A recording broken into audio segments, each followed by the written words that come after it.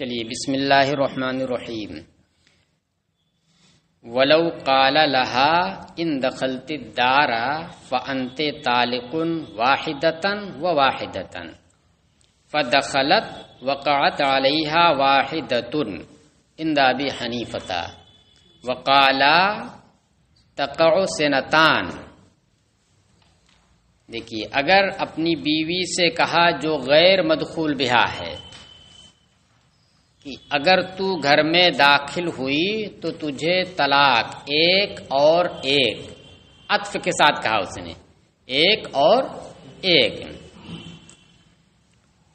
تو وہ داخل ہوئی گھر میں یعنی شرط پالی گئی دخول دار کی.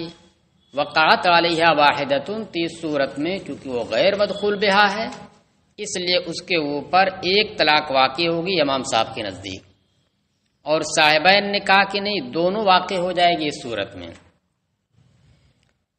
دیکھیے، پیچھے مسئلہ آیا تھا جس میں تعلیق نہیں تھی کہ شرط کے اوپر معلق کیا گیا ہو، بلکہ تنجیز تھی، بغیر تعلیق کے فوراً واقع کرنا، یہ تنجیز ہے.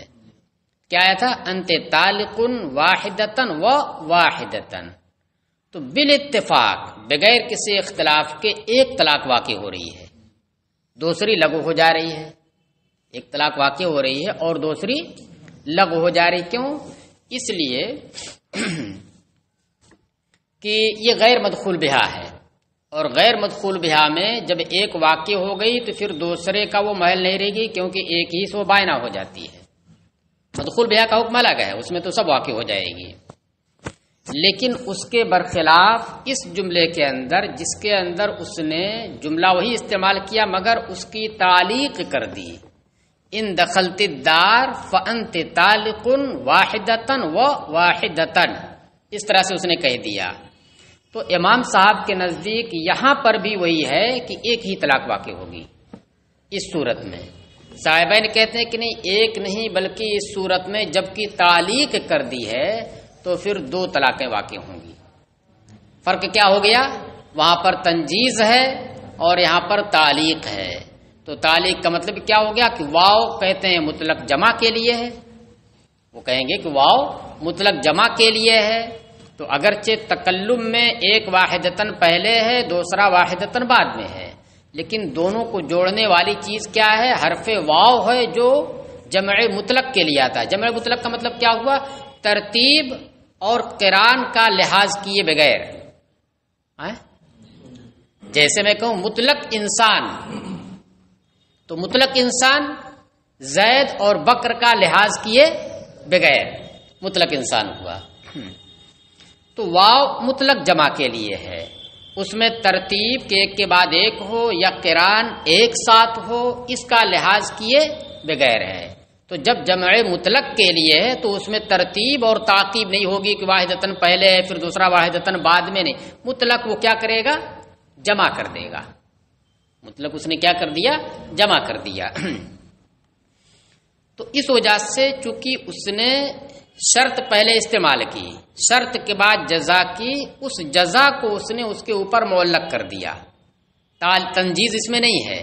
اس نے کیا کیا؟ انت طالقن کو ان دخلت الدار کے اوپر معلق کیا. ابھی فوراً واقع ہوئی طلاق نہیں واقع ہوئی، تعلیق ہو گئی نا، بعد میں واقع ہوگی. کب؟ جب کہ دخول دار پایا جائے گا.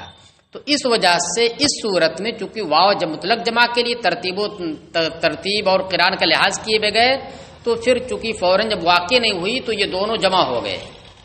اب جب شرط پائی جائے گی تو دونوں ایک ساتھ واقع ہوں گے، یہ صاحبین کا کہنا ہے.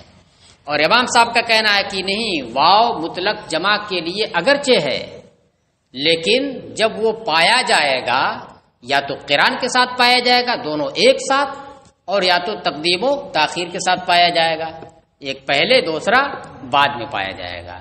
تو قران کا اگر لحاظ کیا جائے تو دونوں ایک ساتھ واقع ہو جائیں گی، اور ترتیب کا اگر لحاظ کیا جائے تو پھر ایسی صورت میں ایک واقع ہوگی اور دوسری نہیں واقع ہوگی، دوسرے کا محل ہی نہیں رہ جائے گی.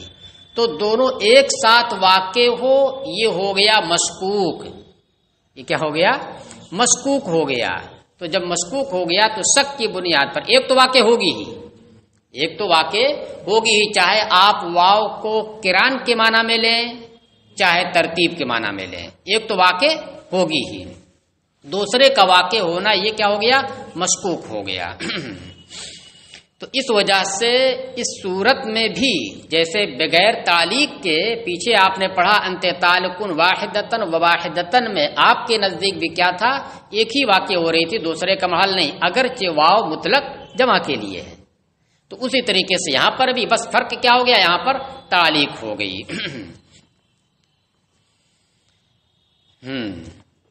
تو یہ کہہ رہے ہیں وقالا تقع سنتان، صاحبین نے کہا نہیں ایک نہیں بلکہ دونوں واقع ہو جائے گی، فرق وہی تعلیق کی وجہ سے ہو گیا۔ ولو قال لها انت طالق واحدتن وواحدتن ان دخلت الدار، اور اگر شرط کو بعد میں ذکر کیا اور جزا کو پہلے ذکر کیا اور جملہ وہی رہا واو کے ساتھ، تو اس صورت میں بالاتفاق امام صاحب بھی کہتے ہیں کہ اب ایسی صورت میں دونوں کے جمع ہونے کا موقع مل گیا، دونوں کے جمع ہونے کا موقع مل گیا، لہذا جب دونوں جمع ہو گئے تو دو طلاقیں واقع ہوں گی اگر شرط پائی جائے گی۔ تو یہ کہہ رہے ہیں کہ اور اگر یہ کہا اس سے انت طالق واحدتن و واحدتن ان دخلت الدار فدخلت، پس وہ داخل ہوئی، طلقت سنتین بالاجماع، تو دو طلاق والی ہوگی بالاجماع، یعنی تینوں کے، کسی کا کوئی اختلاف اس میں نہیں ہے۔ اب سنیے فرق کیا ہے۔ لہما، امام صاحب کے صاحبین یہاں پر کیا کہتے ہیں کہ نہیں دو واقع ہو جائے گی، پہلے والے جملے میں بھی، پہلے والے میں بھی دو واقع ہو جائے گی۔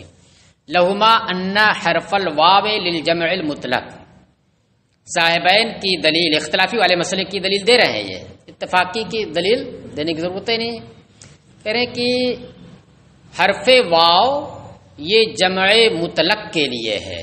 مطلق کا مطلب کیا ہوا؟ تعلی یہ قران اور ترتیب کی قید سے خالی ہو کر کے، ترتیب اور قران کی قید سے خالی ہو کر جمع مطلق کے لیے ہے۔ تو جب یہ جمع مطلق کے لیے ہے تو کہہ رہے ہیں فتعلقنا جملتن، تو ساری طلاقیں ایک بارگی واقع ہوں گی۔ یہاں دو ہی کی بات چل رہی ہے نا، کیا جو صورت مقرر کی ہے وہ کیا کی ہے؟ انت طالق واحدتن و واحدتن، وہ واحدتن نہیں ہے، صرف دو مرتبہ ہے۔ تو صورت کا لحاظ کرتے ہوئے یہ ظاہر کیا ہے؟ یہاں کہنا چاہے تھے ان کو کیا؟ فتتعلقان جملتن، اس لیے علامہ ابن حمام نے یہاں پر کہا ہے کہ یہ محل نظر ہے، مناسب یہ نہیں معلوم ہوتا ہے جمع کا صیغہ استعمال کرنا صورت کی جانب نظر کرتے ہوئے، جو مسئلے کی صورت آپ نے فرض کی ہے، اور یوں تو اس کو ہٹا دیجئے تو درست ہو جائے گا۔ فتعلقنا جملتن، تو سب ایک بارگی معلق ہوں گی، یعنی ایک ساتھ معلق ہوں گی، کس پر؟ شرط پر۔ یہ نہیں کہ شرط کے اوپر ایک پہلے ہو، دوسری اس کے بعد ہو، تیسری اس کے بعد ہو، نہیں، بلکہ سب جو ہے ایک ساتھ اس کے اوپر معلق ہوگی، کیونکہ بیچ میں جس نے جوڑا ہے وہ کون ہے؟ وہ واو ہے، جو جمع مطلق کے لیے، وہ تقدیم و تاخیر نہیں مانتا ہے، تقدیم و تاخیر کا لحاظ اس کے اندر نہیں ہے، مطلق جمع کے لیے بس۔ تو ایسے ہی ہو گیا واحدتن و واحدتن کہنا جیسے لفظ جمع ہی استعمال کر دے، یہ واو جمع ہے، واو ایک حرف ہے جو جمع کا معنی دیتا ہے، تو اس میں آپ یہ کہہ رہے ہیں تو ہم کہہ رہے ہیں جمع مطلق کے لیے تو ایک بارگی ایک ساتھ سب ہوں گے معلق شرط کے اوپر۔ تو یہ اسی ہو گیا جیسے کہ لفظ جمع ہی استعمال کر رہے، جیسے سلاس جمع کا لفظ ہے، تین لیے ہوئے، سنتین جمع کا لفظ ہے، یہ دو کو ایک ساتھ جمع کیے ہوئے ہے۔ تو جیسے وہاں پر کیا ہے کہ ان دخلت الدار فانت طالقن سنتین اگر کہا تو کسی کو اختلاف نہیں ہے، دونوں ایک ساتھ معلق ہوں گی اس شرط کے اوپر۔ تو اسی طریقے سے یہاں پر بھی جب دو لفظ استعمال کیے اس نے، مگر بیچ میں واو جمع استعمال کیا جو جمع مطلق کے لیے ہے، تو دونوں ایک ساتھ ہو جائیں گے اور ایک ساتھ ہو کر کے اس کے اوپر معلق ہوں گے، لہذا جب شرط پائی جائے گی تو دونوں ایک ساتھ نازل ہوں گے۔ کما اذا نص علی السنتین، جیسے کہ جب وہ سنتین کی صراحت کر دے، یعنی ان دخلت الدار فانت طالقن سنتین اگر کہہ دے رہا ہے تو لفظ سنتین یہ کیا ہو گیا؟ یہ لفظ جمع ہو گیا، دو کو جمع کیے ہوئے ہے تو دو واقع ہو جاتی ہے۔ تو اسی طریقے سے یہاں پر بھی ہے۔ او اخر شرط، یا ایک ہی شرط کو مؤخر کر دے تو اتفاقی مسئلہ ہے، اگر اس نے کیا کیا، جزا کو پہلے کر دیا واحدتن و واحدتن کہہ کر کے، پھر شرط بعد میں ذکر کی، تو اس صورت میں بھی کیا ہے، دونوں ایک ساتھ واقع ہوتی ہیں، وہاں پر آپ بھی مانتے ہیں، تو وہی چیز یہاں پر بھی ہو گئی۔ وَلَهُ أَنَّ الْجَمْعَ الْمُطْلَقَ يَحْتَمِلُ الْقِرَانَ وَالتَّرْتِيبَ، اور امام صاحب کی دلیل یہ ہے کہ جمع مطلق جو واو جس کے لیے ہے، تو جمع مطلق یہ قران کا احتمال رکھتا ہے اور ترتیب کا بھی احتمال رکھتا ہے، موجود ہونے میں قران بھی ہو سکتا ہے اور ترتیب بھی ہو سکتی ہے۔ اس لیے جیسے انسان مطلق آپ نے کہا، تو جب آپ وجود دیکھیں گے زید بکر کا لحاظ کیے بغیر، کالے گورے کا لحاظ کیے بغیر انسان مطلق ہے، لیکن احتمال رکھتا ہے نا یہ گورے کا کالے کا، تو جب موجود ہوگا وہ تو یا تو کالے کے ضمن میں پایا جائے گا یا تو گورے کے ضمن میں پایا جائے گا یا دونوں کے ضمن میں وہ پایا جائے گا۔ اسی طریقے زید اور بکر دونوں کے ضمن میں وہ پایا جائے گا۔ تو اسی طریقے سے یہاں پر بھی جمع مطلق تو ہے، لیکن وہ احتمال رکھتا ہے قران کا، کہ دو چیزیں جن کے لیے واو جمع مطلق استعمال ہوا وہ دو چیزیں ایک ساتھ پائی جائیں، اور اس بات کا بھی احتمال رکھتا ہے کہ دونوں پائی جائیں مگر تقدیم و تاخیر کے ساتھ، پہلے یہ اور بعد میں یہ، دونوں کا احتمال نہ اس میں ہوا، اس کو بھی جمع مطلق شامل ہے اور اس کو بھی جمع مطلق شامل ہے۔ پھر فعلی اعتبار الاول تقع سنتان، تو پہلے کے اعتبار پر، پہلے کا جب اعتبار آپ کریں، کس کا اعتبار، قران کا، قران کا اعتبار جب آپ کریں تو دونوں ایک ساتھ واقع ہوں گی، دونوں طلاقیں واقع ہو جائیں گی۔ والا اعتباری ثانی، اور دوسرے کے اعتبار پر یعنی ترتیب کے اعتبار پر لا تقع الا واحدۃ، نہیں واقع ہوگی مگر ایک ہی، اس لیے ترتیب ہو گئی نا، اور غیر مدخول بہا کی بات چل رہی ہے، اس لیے ایک کے بعد ایک ہو رہی ہے تو پہلی واقع ہو جائے گی اور دوسری لغو ہو جائے گی۔ کما اذا نجزا بہذہ لفظت، جیسے کہ جب وہ اسی لفظ سے یعنی انت تعلقن واحدتن و واحدتن کے لفظ سے تنجیز کرے، تعلیق نہ کرے۔ پیچھے مسئلہ آپ نے دیکھا ہوگا، یہ کہاں تھا،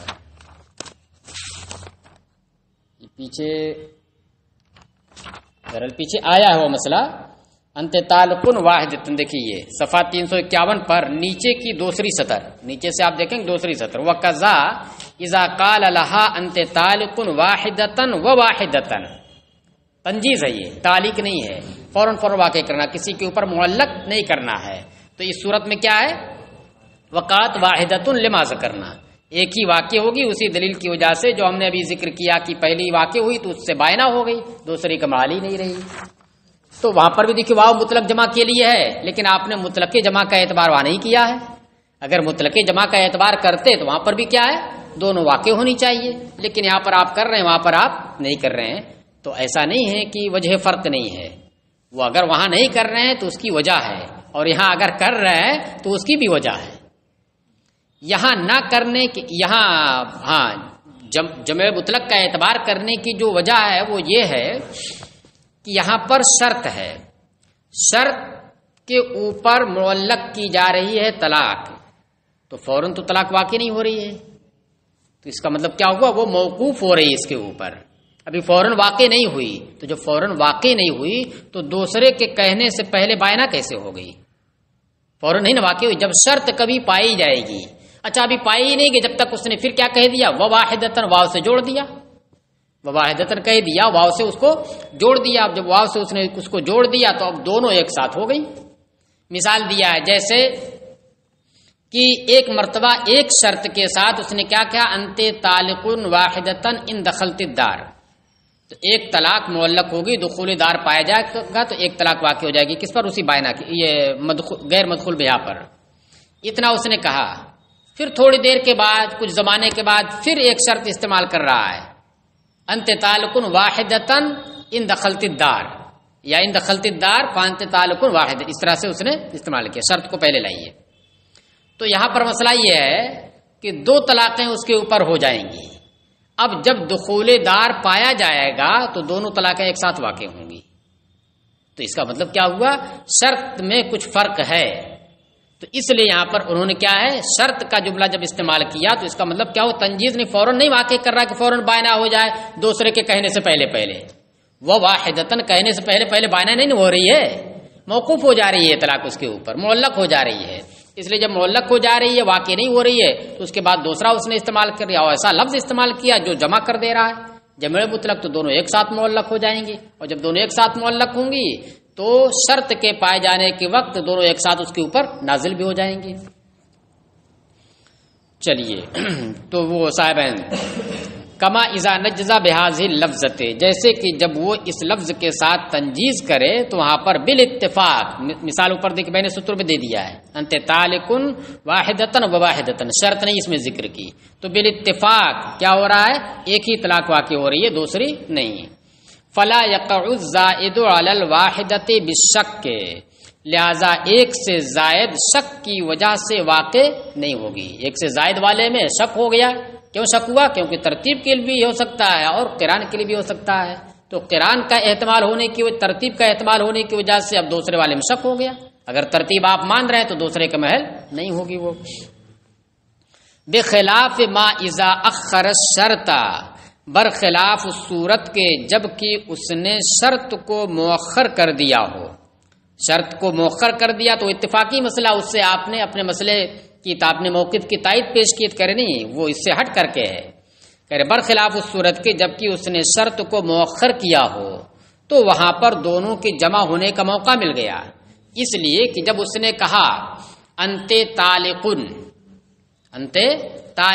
واحدتن تو طلاق کبھی اگر اسی پہ رک جاتا تو فوراً واقع ہو جاتی تو ہے تو یہ تنجیز انت طالقن واحدتن وواحدتن تنجیز ہے نا یہاں تک اور جیسی اس نے آگے متصلاً بغیر توقف ان دخلت الدار کہا تو اب ان دخلت الدار جو آخر کلام ہے اس نے کیا کیا ابتدائے کلام کا جو حکم تنجیز تھا فوراً واقع ہونا اس کو بدل دیا کہ نہیں بدل دیا اس نے اس کو کیا کر دیا بدل دیا تو اس کا مطلب کیا ہوا کہ پہلے حکم تھا انت طالقن واحدتن وواحدتن کا تنجیز کہ فوراً واقع ہو جائے لیکن جیسی اس نے ان دخلت الدار اخیر میں کہا تو اب جو ہے ابتدائے کلام کو بدلنے والی چیز پالی گئی یعنی تنجیز سے تعلیق ہو گئی تو اس کا مطلب کیا جب ان دخلت الدار انت طالقن واحدتن کہا تو فوراً واقع نہیں ہوئی اور اس کے بعد ہی اس نے وواحدتن کہا تو فوراً واقع نہیں ہوئی بلکہ اب یہ دونوں کیا ہو گئی موقوف ہو گئی کس کے اوپر دخول دار کے اوپر تو اس کو کہہ لیجئے کہ وہ اس کے آنے سے پہلے یہ دونوں آپس میں جمع ہو گئی یہ دونوں کیا ہو گئی ایک ساتھ جمع ہو گئی اور اس کے برخلاف اگر اس نے شرط کو پہلے استعمال کیا ہو تو جزا جب لائے گا تو جیسی ان دخلت الدار کہا اور فوراً اس کے بعد فانت طالقن واحدتن کہا تو وہ واحدتن یہ کیا ہو گیا یہ موقوف نہیں کسی کے اوپر ہے یہ تو معلق ہو گیا نا اس سے ان دخلت الدار فانت طالقن واحدتن کہا تو یہ پہلی طلاق جو ہے یہ کسی کے اوپر موقوف نہیں رہی یہ کیا ہو گئی دخول دار کے اوپر معلق ہو گئی اس کا معلق ہونا کسی کے اوپر موقوف نہیں رہا. ہاں اب اس کے بعد وہ واحدتن کہے گا جب تو وہ واحدتن یہ پہلے والے واحدتن کے اوپر موقوف ہے کہ پہلے یہ معلق ہوگی اس کے بعد کیا ہوگی یہ معلق ہوگی لیکن اگر اس نے جزا کو پہلے استعمال کیا اور شرط کو بعد میں ذکر کیا تو پھر تنجید ہو رہی تھی اور اس کے بعد کیا کیا بعد والے جملے نے بعد میں دونوں کے مکمل ہونے کے بعد دونوں واحدتن وواحدتن کے مکمل ہونے کے بعد اس نے بدلا ہے اور کیا کر دیا معلق کر دیا شرط کے اوپر تو دونوں ایک ساتھ معلق ہوں گے اس کے اوپر تو اس میں اور اس میں فرق ہے. ہاں آئی بات سمجھ میں کہ نہیں یعنی اس کو آسان لفظوں میں یہ کہہ دیتے ہیں کہ جب اس نے انت طالقن واحدتن وواحدتن کہا اور ان دخلت دار بعد میں کہا تو دخول دار کے اوپر معلق ہونے میں یہ دونوں کو جمع ہونے کا موقع مل گیا تو دونوں جمع ہو کر کے معلق ہوں گے لیکن ان دخلت دار پہلے اگر کہا ہے اس کے بعد فوراً کیا فانت طالقن واحدتن تو یہ جو پہلا والا ہے فانت طالقن واحدتن یہ کسی کے اوپر کسی کے رحم و کرم پر نہیں ہے یہ اس سے کیا ہو گیا معلق ہو گیا. ہاں اب اس کے بعد جو کہہ رہا ہے وہ اس کے رحم و کرم پر ہے اس کے بعد جو واحدتن کہہ رہا ہے وہ اس کے اوپر ہے یعنی یہ معلق ہوئی پہلے پھر اس کے بعد دوسری والی معلق ہوئی اس کے معلق ہونے میں کسی کا وہ نہیں ہے. اور پہلے والے جملے میں کیا ہوا کہ دونوں کو ایک ساتھ معلق کر رہا ہے بعد کا جملہ، کیونکہ اگر وہ بعد کا جملہ نہ ہوتا تو یہ تنجیز ہوتی، ایک ہی واقع ہوتی پہلی والی. تو اسی کو کہہ رہے ہیں برخلاف اس صورت کے جبکہ شرط کو مؤخر کر دیا ہو.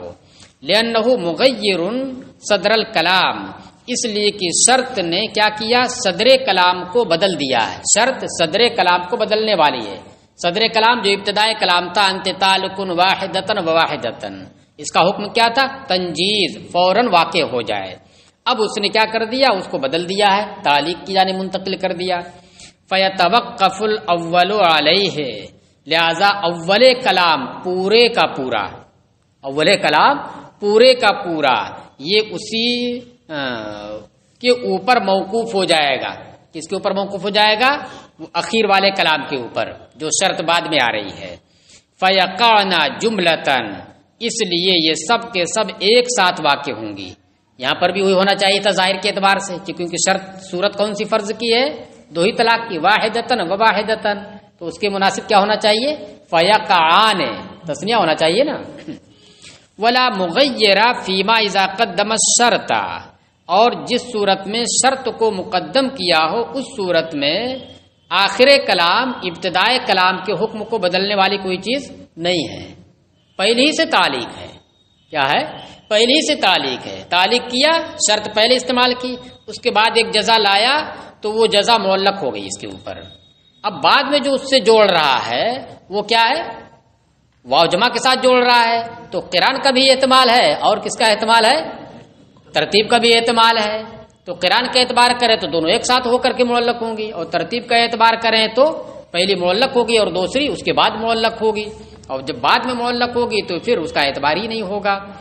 اس لیے شک کی وجہ سے کیا ہوگا، ترتیب کا شک ہو گیا، لہذا دوسری واقع نہیں ہوگی. اور اس صورت میں جبکہ شرط کو مقدم کیا ہو تو اس صورت میں کوئی بدلنے والی چیز نہیں ہے کہ پہلے کو بدل دے آخر کلام. فلم یتوقف، اس لیے وہ موقوف نہیں ہوگا، یعنی جو پہلا والا ہے وہ موقوف نہیں ہوگا، تو فوراً معلق ہو جا رہا ہے. ولو عطفا بحرف الفاء، اور اگر حرف فا کے ساتھ عطف کیا، یہ تو واو کی رہی بات نا جس میں یہ اختلاف رہا امام صاحب کا اور صاحبین کا، اور اگر حرف فا کے ساتھ اس نے عطف کیا، فہو علی ھذا الخلاف فیما ذکر الکرخی، تو امام کرخی کے ذکر کے مطابق مسئلہ اسی اختلاف پر ہے، یا حکم اسی اختلاف پر ہے. کیا مطلب ہوا کہ صاحبین کے نزدیک دو طلاقیں واقع ہو جائیں گی، یعنی معطوف علیہ دونوں یا جتنے عطف کو جوڑ دے گا وہ سب کے سب، اور امام صاحب کے نزدیک کیا ہے کہ ایک ہی واقع ہوگی، دوسری نہیں واقع ہوگی. وہ ذکر، تو اس کا مطلب کیا ہوا کہ اس صورت میں امام کرخی کے ذکر کے مطابق جو فا ہے یہ واو کی طرح ہے، کہ جیسے واو مطلق جمع کے لیے اسی طریقے سے فا بھی جمع مطلق کے لیے ہے. لیکن وہ ذکر الفقیہ ابو اللیث انہ یقع واحدۃ بالاتفاق، اور فقیہ ابو اللیث رحمہ اللہ نے یہ ذکر کیا ہے کہ نہیں، بالاتفاق ایک ہی واقع ہوگی، یعنی اس صورت میں کوئی اختلاف نہیں ہے، یعنی فا واو کی طرح نہیں ہے. صاحبین کے نزدیک بھی فا ترتیب کے لیے ہی ہے. لأن الفاء للتعقیب، اس لیے کہ فا تعقیب کے لیے ہے، جمع مطلق کے لیے نہیں ہے. وہو الاصح، اور یہی اصح ہے. چلیے، وَأَمَّا الضَّرْبُ الثَّانِي وَهُوَ الْكِنَایَاتِ، یہ بات یہاں پر ختم ہو گئی. اب دیکھیے بالکل باب جہاں شروع ہوا تھا وہیں پر کہا تھا کہ طلاق کی دو قسمیں ہیں، یعنی ایقاع الطلاق کی دو قسمیں ہیں. طلاق واقع کرنے کی دو قسمیں ہیں کہ دو طریقے سے طلاق واقع کی جاتی ہے. ایک ہے صریح، جس میں دوسرے کا احتمال نہیں رہتا ہے تو طلاق واقع ہو جاتی ہے، اور طلاق رجعی واقع ہوتی ہے. اسی کا ذکر سب چل رہا تھا، اسی کا ذکر یہ سب کے سب چل رہا تھا. اب دوسری قسم آ گئی یہاں پر، تو اسی کو کہہ رہے وَأَمَّا الضَّرْبُ الثَّانِي وَهُوَ الْكِنَایَاتِ، اور رہی دوسری قسم طلاق کو واقع کرنے کی تو وہ کنایات ہیں. تعریف نہیں کی ہے، نہ صریح کی ہے اور نہ کنایات کی ہے. ہم نے اپنے طور پر تعریف اسی سبق میں کر دی ہے نا، کہ طلاق میں کیا صریح کیا ہے. صریح وہ ہے کہ جو طلاق کے معنی میں ظاہر ہو، جو طلاق کے معنی میں ظاہر ہو، اور کنایا وہ ہے کہ جو طلاق کے معنی میں ظاہر نہ ہو، ہاں البتہ طلاق کا احتمال رکھتا ہو۔ تو اس کا مطلب کیا ہوا کہ کنایا وہ ہوتا ہے جس کی مراد چھپی ہوئی رہتی ہے، پوشیدہ رہتی ہے، لہذا وہاں پر مراد کیسے معلوم ہوگی؟ تعین سے، نیت کرے یا ایک ہی حالت دلالت کرے۔ کیا کرے؟ حالت دلالت کرے۔ جیسے غصے کی حالت تھی، کیا ہے؟ غصے کی حالت نہیں، جا تو گھر سے نکل جا، نارمل حالت میں آئے تو اب ایسی صورت میں پوچھنا پڑے گا تمہاری کیا نیت ہے، گھر سے نکلنے کی کیا بات کرو، اس گھر میں نہ رہے دوسرے گھر میں رہے، یہ مراد ہے، یا ایک ہی بالکل زوجیت ہی سے نکالنا ہے؟ کیا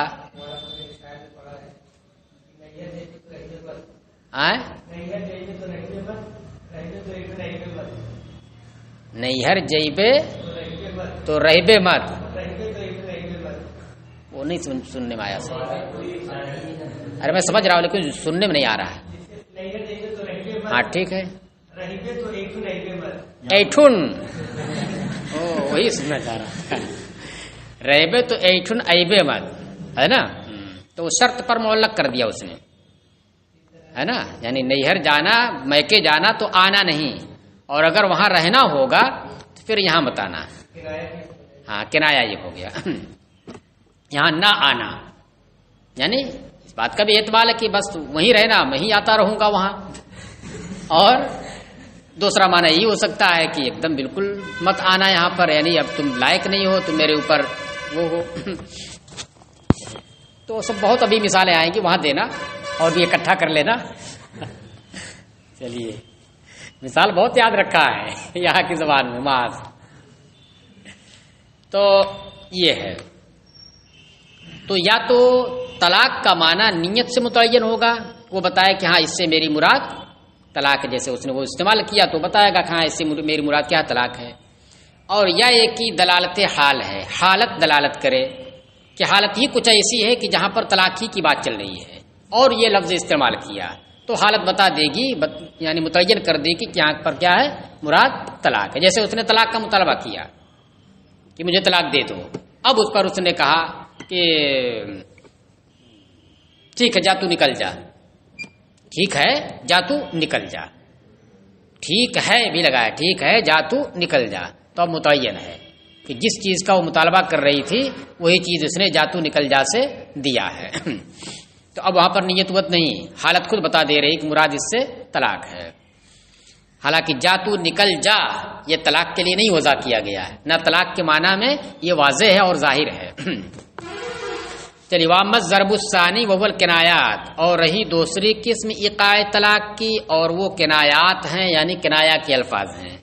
لا یقع بہ الطلاق الا بالنیت و بدلالت الحال، ان الفاظ سے طلاق واقع نہیں ہوگی مگر نیت سے یا حالت کے دلالت کرنے سے، لأنہا غیر غصے کی حالت ہو، مذاکرے طلاق کی حالت ہو، لأنہا غیر موضوعۃ للطلاق، اس لیے کہ یہ الفاظ جو کنایات ہیں یہ خاص طلاق کے لیے وضع نہیں کیے گئے ہیں، یا یہ کہہ سکتے ہیں کہ طلاق کے لیے ظاہر نہیں ہے، یہ زیادہ مناسب ہے یہ کہنا کہ طلاق کے لیے ظاہر نہیں ہے، بل تحتملہ، اس لیے کہ بہت ایسا ہوتا ہے کہ لفظ ہوتا ہے مجاز کا، لیکن معنی مجازی کے اعتبار سے وہ طلاق کے معنی میں ظاہر ہوا کرتے ہیں تو صریح ہو جاتے ہیں، وضع نہیں کیے گئے اس کے لیے۔ بے مجاز کا مطلب کیا ہوا کہ اس معنی کے لیے وضع نہیں کیا گیا، حقیقی معنی کوئی دوسرا ہے، لیکن معنی مجازی کے اعتبار سے ہی وہ طلاق کے معنی میں ظاہر ہوتا ہے، تو غیر موضوع ہونے کے باوجود وہ کیا ہے، صریح ہو جا رہا ہے، غیر موضوع ہونے کے باوجود وہ صریح ہو جا رہا ہے۔ تو اس لیے یہاں پر زیادہ مناسب کیا تھا، یہ کہنا کہ طلاق کے لیے ظاہر نہیں ہوتے ہیں، معنی حقیقی ہے کہ معنی حقیقی نہیں، اس سے بحث نہیں ہے۔ بل تحتملہ وغیرہ، بلکہ طلاق اور غیر طلاق دونوں کا احتمال و الفاظ رکھتے ہیں۔ فلا بد من التعیین او دلالتہ، لہذا تعیین ضروری ہے نیت کے ذریعے یا دلالت حال کے ذریعے، تعیین ضروری ہے نیت کے ذریعے تعیین کرے، یا ایک حالت کی دلالت ضروری ہے کہ حالت دلالت کرے کہ اس سے مراد طلاق ہے۔ کہ رویہ اعلی ضربین، اب جو کنایات ہیں ان کی دو قسمیں ہیں، گھنٹی خالی نا اس کے بعد والی مار صاحب ہے نہیں، ماسٹر صاحب نہیں نا ہے؟ چلیے وہی اعلیٰ ضربین، اور اس کی دو قسمیں ہیں، کنایات کی اب دو قسمیں ہیں، منہا ثلاثۃ الفاظ، وہ اس اعتبار سے کہ کنایات میں سے کچھ الفاظ کنایات ایسے ہیں کہ کہے تو جاتے ہیں کنایات، لیکن ان سے جو طلاق واقع ہوتی ہے وہ طلاق رجعی واقع ہوتی ہے۔ کیا ہوتی ہے؟ طلاق رجعی واقع ہوتی ہے۔ اور کچھ الفاظ ایسے ہوتے ہیں، بلکہ زیادہ تر الفاظ ایسے ہوتے ہیں جن سے طلاق بائن واقع ہوتی ہے۔ تو کچھ الفاظ، تین مثالیں یہاں پر دیا ہے۔ منہا ثلاثۃ الفاظ یقع بہا طلاق رجعی، ان الفاظ میں سے تین ایسے الفاظ ہیں، یہ پہلی قسم ہوئی حکم کے اعتبار سے، کہ تین ایسے الفاظ ہیں جن سے ایک طلاق رجعی واقع ہوتی ہے۔ ولا تقع بہا الا، ایک طلاق رجعی واقع ہوتی ہے اور ایک ہی واقع ہوتی ہے، ولا تقع بہا الا واحدۃ، وہی قولہ اعتدی واستبرئی رحمک وانت واحدۃ۔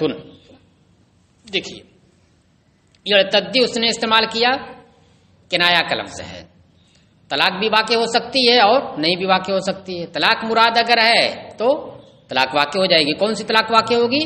رجعی واقع ہوگی، بائن نہیں۔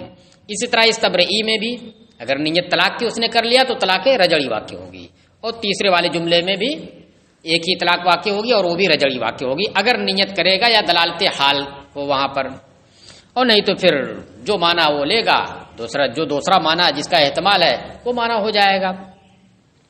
دیکھیے اب سنیے کیسے ہے، تو اس کا مطلب کیا ہوا کہ یہ معنی طلاق کا بھی احتمال رکھتا ہے اور غیر طلاق کا بھی احتمال رکھتا ہے، تو دونوں کو دکھائیں گے ہر ایک میں۔ دیکھیے اس اعتبار سے معنی طلاق ہے اور اس اعتبار سے معنی طلاق نہیں۔ اعتدی مفعول اس نے بتایا میری مراد اعتدی نعمت اللہ، کہ تم اللہ کی نعمتیں شمار کرو اپنے اوپر جو تم پر کی ہے، یا میرے احسان تم شمار کرو جو میں نے تمہارے اوپر کیے، یہ بھی ہو سکتا ہے۔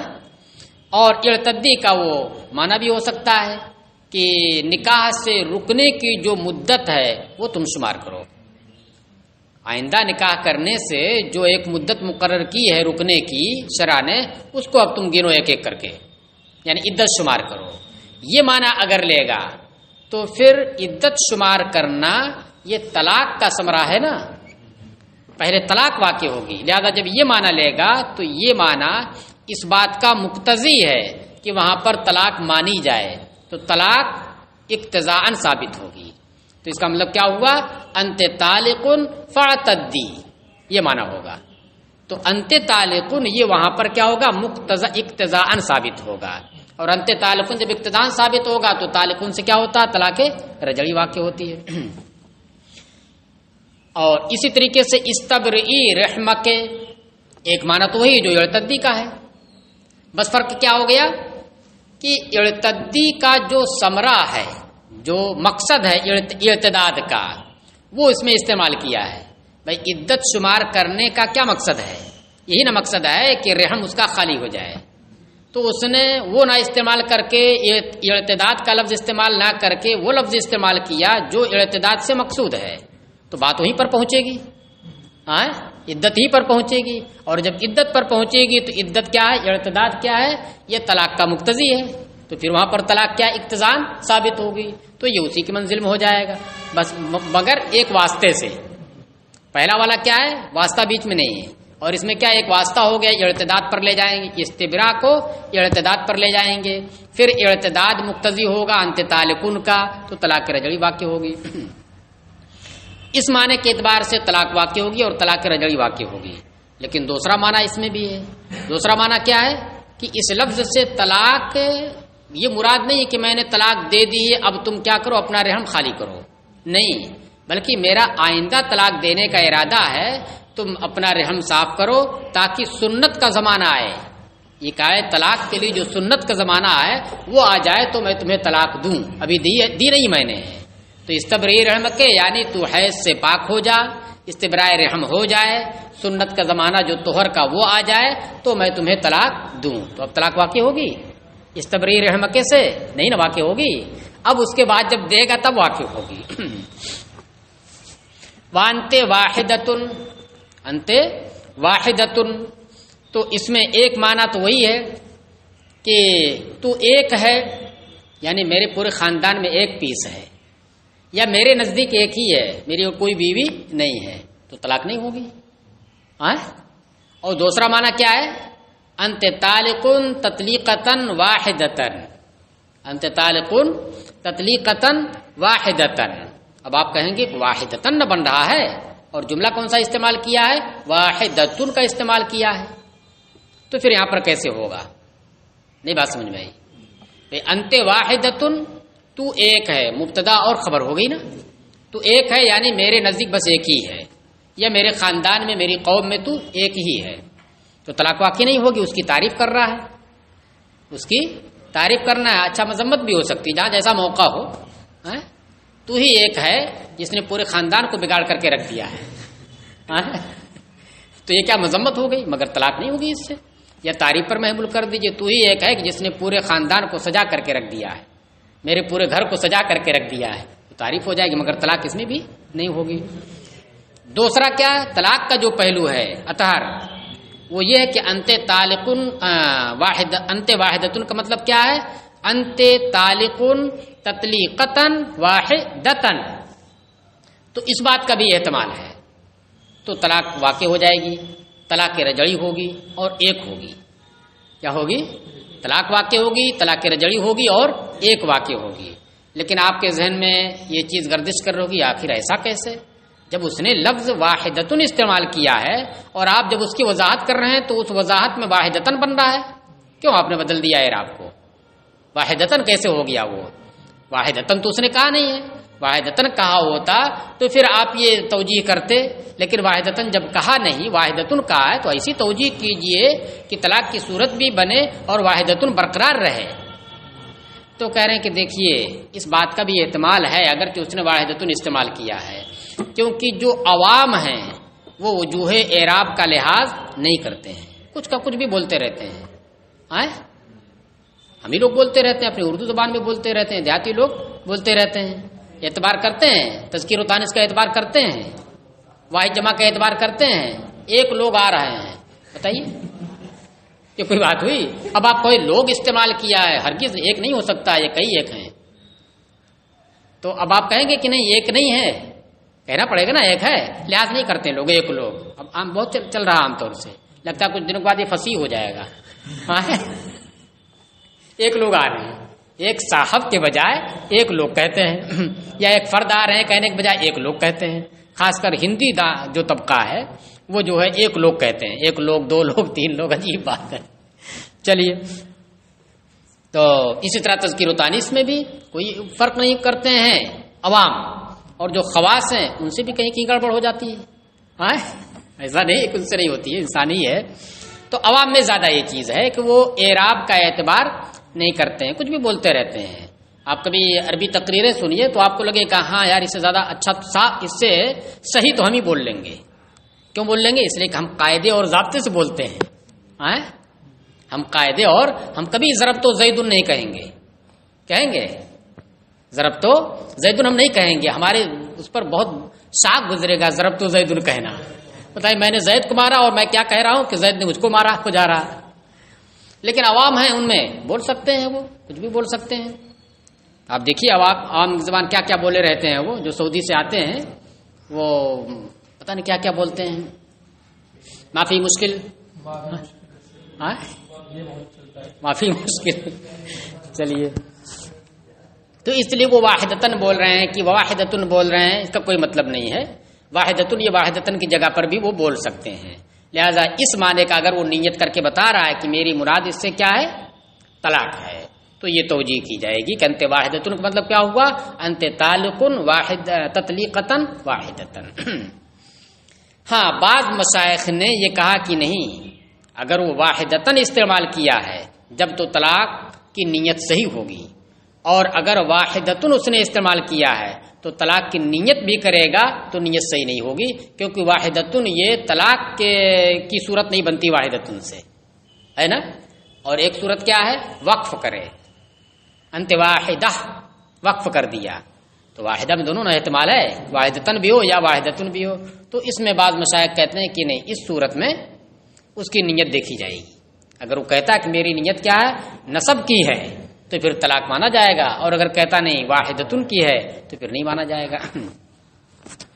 لیکن صحیح یہ ہے جو عام مشائخ میں یہ کہتے ہیں کہ نہیں وجوہ اعراب کا کوئی اعتبار عوام نہیں کرتے ہیں، لہذا اگر وہ کہہ رہا کہ میری مراد اس سے طلاق دینا ہے تو پھر یہ توجیہ کر کے ایک طلاق مانی جائے گی۔ دیکھیے امل اولا رہا کلمہ اولا، پہلا کلمہ یا پہلا جملہ کون سا؟ وہ اعتدی والا۔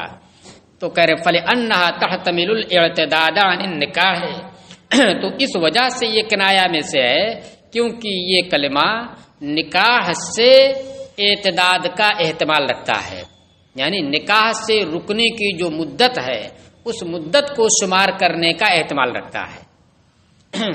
وہ تحتمل اعتداد نعم اللہ تعالی، اور اعتداد نعم اللہ تعالی کا بھی احتمال رکھتا ہے۔ اعتدی نعم اللہ تعالی علیہ کے فإن نول اول، پس اگر اس نے اول کی نیت کر لی، بتا دیا کہ میری نیت اول ہے نکاح سے اعتداد، تعین بنیتہ، تو اس کی نیت کی وجہ سے طلاق متعین ہو جائے گی۔ فیقتضی طلاقا واحدا، تو اس کی نیت کی وجہ سے وہ معنی متعین ہو جائے گا کہ اعتداد عن النکاح مراد ہے، اور جب اعتداد عن النکاح ہوگا کہ فیقتضی طلاقا سابقا، تو اعتداد عن النکاح یہ اپنے سے پہلے طلاق کا مقتضی ہوگا، تب نہ اعتداد نہ بعد میں نہ ہوگی، عدت گزارنا یہ بعد میں نہ ہوگا طلاق واقع ہونے کے بعد، وہ اعتداد مراد لے رہا ہے اعتداد عن النکاح، اس کا مطلب کیا ہوا کہ اس سے پہلے طلاق کا اقتضاء ہوگا، تو اقتضاءً طلاق اس سے پہلے ثابت ہوگی، طلاق ثابت ہوگی۔ والطلاق یعقب الرجعۃ، اور طلاق یہ اپنے بعد رجعت کی گنجائش لاتا ہے، یعنی طلاق رجعی ہوتی ہے۔ واما الثانیۃ، اور رہا دوسرا والا کلمہ استبرئی رحمک، فلانھا تستعمل بمعنی الاعتداد، تو اس وجہ سے کہ اس کا بھی استعمال اعتداد کے معنی میں ہوتا ہے۔ کیسے اعتداد کے معنی میں ہوگا استبرئی رحمک کا؟ لأنہ تصریح بما هو المقصود منہ، کیونکہ استبرئی رحمک کا لفظ یہ تو اس بات کی تصریح ہے، وضاحت ہے کہ جو اعتداد سے مقصود ہے۔ عدت شمار کرنے سے کیا مقصود ہے؟ عدت گزارنے سے مقصود ہے نا کہ رحم خالی ہو جائے، تو اسی کی تو وضاحت اس میں کی ہے، تو وہیں پہنچا دیا اس نے اس کو۔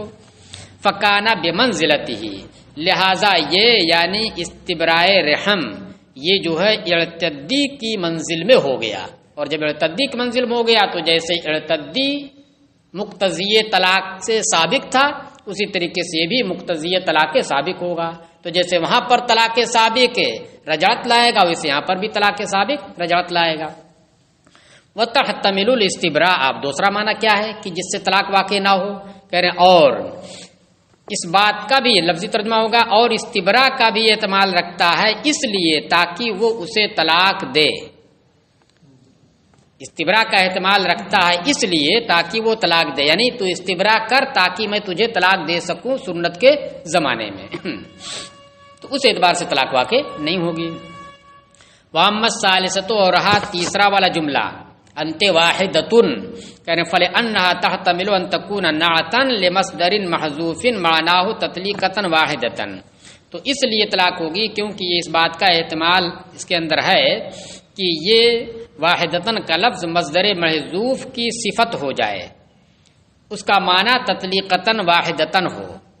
فیضا نوا ہو، پس جب اس نے اسی معنی کی نیت کر لی کہ میری نیت یہی ہے، جعل کأنہ قالہ، تو اسے ایسا بنا دیا جائے گا کہ جیسے کہ اس نے یہی لفظ کہا ہے، انت واحدتن نہ کہہ کر گویا اس نے کیا کہا، انت تطلیقتاً طالقن تطلیقتاً واحدتاً کہا ہے۔ والطلاق یعقب الرجعۃ، تو طلاق اس میں بھی آئی محذوفی صحیح، طلاق آیا نا مقدر، اور طلاق یہ رجعت لاتا ہے اپنے بعد، طلاق رجعی ہو جائے گی، تو اس اعتبار سے طلاق بنے گی۔ وتحتمل غیرہ، اور غیر طلاق کا بھی احتمال رکھتا ہے، یا عدم نعت کا بھی احتمال رکھتا ہے۔ وہو ان تکون واحدۃ عنده او عند قومه، اور وہ یہ ہے کہ اس سے مراد یہ ہو کہ وہ اس کے نزدیک ایک ہے یا مراد اس کی قوم کے نزدیک ایک ہے، یہ ہے جیسے بھی ایک ہو، جیسے ہم نے بتایا۔ وَلَمَّا احْتَمَلَتْ هَٰذِهِ الْأَلْفَاظُ وَالطَّلَاقَ وَغَيْرَهُ، اور جب یہ تینوں الفاظ طلاق اور غیر طلاق دونوں کے محتمل ہوئے، طلاق کا بھی احتمال اس میں ہے اور غیر طلاق کا بھی احتمال اس کے اندر ہے، یحتاج فیہ الی النیت، لہذا طلاق کے معاملے میں نیت کی ضرورت پڑے گی، طلاق اگر مراد لینی ہے تو اس میں نیت کی ضرورت پڑے گی، یحتاج فیہ، فیہ معظمی مرجع طلاق ہے، لہذا طلاق کے بارے میں نیت کی ضرورت پڑے گی، جب وہ نیت کر کے بتائے گا ہاں میری نیت طلاق دینا ہے تو پھر یہ اس معنی پر اس کو محمول کر کے ایک طلاق کی رجعی واقع ہو جائے گی۔ ولا یقع الا واحدۃ، اور ایک ہی واقع بھی ہوگی، ایک سے زیادہ نہیں ہوگی، لأن قولہ انت طالق فیہا مقتضن، اس لیے کہ ان صورتوں میں پہلی دو صورتوں میں انت طالقن کا قول یہ اقتضاءً ہے، او مضمر یا ایک ہی مضمر ہے، تب یہ ہوا کہ ان تینوں میں طلاق جو واقع ہو رہی وہ اس وجہ سے کہ ان تینوں میں سے جب طلاق کی نیت کرتا ہے تو پہلی دو صورتوں میں انت طالقن کا جملہ جو اس نے ادا نہیں کیا ہے وہ اقتضاءً ثابت مانا جائے گا، کیونکہ اگر ثابت نہیں مانیں گے تو جو ارتداد کا معنی اس نے لیا ارتداد عن النکاح وہ صحیح ہی نہیں ہوگا، کیا ہوگا وہ صحیح ہی نہیں ہوگا۔ تو پہلے والے دونوں جملوں میں اقتضاءً انت طالقن ہوگا اور انت طالقن سے طلاق رجعی ہوگی اور ایک طلاق ہوگی، او مضمر یا ایک ہی انت طالقن وہاں پر مضمر ہوگا، کہاں پر مضمر ہوگا؟ دوسرے والے میں، اقتضاء نہیں بلکہ مضمر ہے کیونکہ وہ صفت مان رہا ہے، تو صفت جب مان رہا تو اس کا مطلب موصوف جو ہے وہ محذوف ہے، وہ کیا ہے؟ تطلیقتاً ہے۔ ولو کانا مظہرن، اور اگر یہ انت طالقن کا جملہ مظہر ہوتا، ظاہر ہوتا، یعنی نہ اقتضاءً ہوتا نہ مضمرن ہوتا بلکہ ظاہر ہوتا، یہی کہا ہی ہوتا، تو کہہ رہے لا تقع بہا الا واحدۃ، تو ایک ہی طلاق واقع ہوتی، فاذا کانا مضمرن، پس جب وہ مضمر ہوا، اولا، تو بدرجہ اولا ایک ہی طلاق واقع ہوگی، اے اولا ان تقع واحدۃ، بس جب یہ مضمر ہوا تو یہ زیادہ مناسب اس بات کے ہے کہ ایک ہی واقع ہو اس صورت میں بھی۔ وفی قولہ واحدۃ ان صار المصدر مذکورا لكن التنصیص علی الواحدۃ ینافی نیت الثلاث، دیکھیے واحدۃ تیسرا والا جو جملہ انت واحدۃ، اس سے طلاق کیسے واقع ہوتی ہے؟ اس طرح سے واقع ہوتی ہے کہ اب اس میں کیا نکال رہے ہیں آپ؟ انت طالقن تطلیقتاً واحدتاً، تو اب مصدر آ رہا ہے نا، تطلیقتاً مصدر آ رہا ہے، تو اب جب مصدر آ رہا ہے تو مصدر میں آپ نے پیچھے پڑھا ہے کہ ادنا جنس کا بھی احتمال ہے اور کل جنس کا بھی احتمال، یعنی فرد حقیقی کا بھی احتمال ہے کہ ایک طلاق واقع ہو، اور فرد حکمی جو طلاق کی پوری ہے، پورے افراد ہیں، وہ فرد حکمی ہو گیا، اس کا وہ تین ہے تو تینوں کا بھی احتمال ہے، پیچھے آپ نے پڑھا نا انت طالقن طلاقن اگر کہا یا انت طالقن طلاقہ کہا اور کہہ رہا کہ میری مراد تین طلاق ہے تو مان لی جائے گی اس کی نیت۔ تو وہی یہاں پر بھی ایک سوال چھوٹا سا ہو رہا تھا کہ جب یہاں پر اضمار عبارت کیا بن رہی ہے جو محذوف ہو رہی انت طالقن تطلیقتاً واحدتاً، تو تطلیقتاً آ رہی ہے، مصدر ہے اور مصدر میں تینوں کا بھی احتمال رہتا ہے، تین کی بھی نیت کر سکتا ہے، تو کہہ رہے ہیں کہ اگرچہ اسی کا جواب دے رہے ہیں ان جو ہے یہ وصلیہ ہے بغیر واو کے، عام طور سے جو ہوتا ہے ان وصلیہ یا لو وصلیہ وہ واو حالیہ کے ساتھ آتا ہے، واو حالیہ رہتا ہے اور اس کے بعد ان وصلیہ یا لو وصلیہ ہوتا ہے، یہی نہ پڑھا آپ نے؟ یہ میرے خیال سے پہلی جگہ ہوگی جہاں پر بغیر واو کے آپ پڑھ رہے ہوں گے، اگرچہ جس کا معنی ہوتا ہے، نہیں کہیں پڑھا ہوگا، پڑھے ہو کس میں؟ اچھا پڑھے، چلو تب ٹھیک ہے۔ تو یہ کہہ رہے ہیں اور اس کے قول واحدۃن میں ان صار المصدر، ترجمہ کیا ان صار المصدر مذکورا لیکن التنصیص علی الواحدۃ ینافی نیت الثلاث، کہہ رہے ہیں اس میں اگرچہ مصدر مذکور ہو رہا ہے لیکن واحدہ کی صراحت، واحدہ بھی تو اس کے ساتھ لگ رہا ہے، واحدہ کی صراحت یہ تین کی نیت کے منافی ہے، کوئی یہ نہیں کہہ سکتا کہ تطلیقتاً جب مصدر ہے تو تین کی نیت کر لے، بھائی تین کی نیت کیسے کرے گا جب آگے واحدتاً کہہ رہا ہے وہ، تو نیت کیسے کرے گا؟ چلیے تو اس لیے ایک ہی طلاق واقع ہوگی. اچھا اب رہی وہی بات جو ہم نے پہلے بتا دیا ہے کہ بھئی واحدتن آپ مقدر نکال رہے ہو تو منصوب بن رہا ہے، اور اس نے منصوب تو کہا نہیں، اس نے تو مرفوع کہا ہے، اس کا جواب دے رہے ہیں.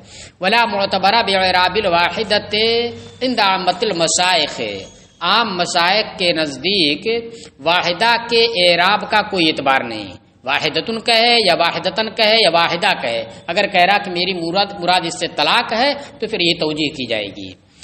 وہو صحیح، اور یہی صحیح ہے. اس کا مطلب کیا ہوا کہ بعض مشائخ اس کے خلاف ہیں. وہ کیا ہے وہ ہم نے بتا دیا اس سے پہلے. لأن العوام لا يميزون بین وجوہ الاعراب، اس لیے کہ عوام یہ وجوہ اعراب کے درمیان تمیز نہیں کرتے ہیں. رفع کی جگہ پر نصب، نصب کی جگہ پر رفع یا جر دیتے چلے جاتے ہیں، لیکن معلوم رہتا کہ کیا وہ کہنا چاہتے ہیں.